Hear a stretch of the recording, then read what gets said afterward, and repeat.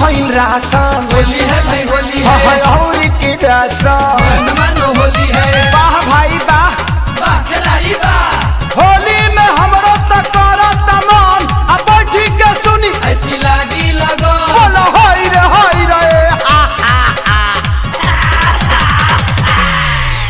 अरे बन भइल राशन और की राशन मुखिया जी झूठा के दलया सवासन नयारी सकीम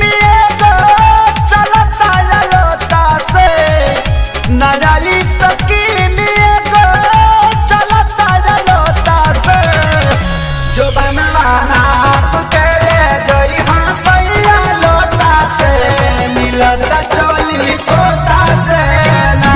तपेनी के भजन सुन बयानु बाजा लोटा से मिलता चोली कोटा से ना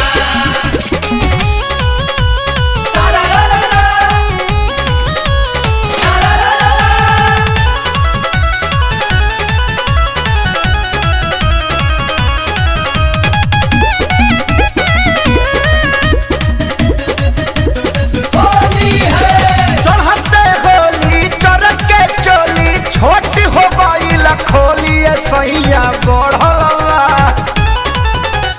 होली है देखी के खातिर रंगे खातिर लड़का बुढ़ावाला बाटी पीछे पड़लवा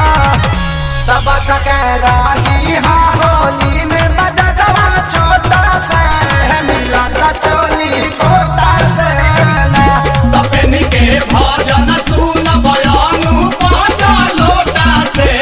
मिलता चोली कोटा से ना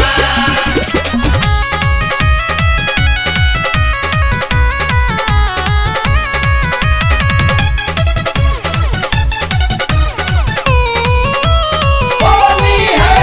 चाउरिया चीनी के कोयल जमाना दहलस ध्यान सरकारी राजा जी सब खिनी होली है खेसारी के खाता में साइज लिखाता उ हमें सियाता समान हो मशीनी तपंग को जगंदा कैले बड़ा छिड़क के कोटा से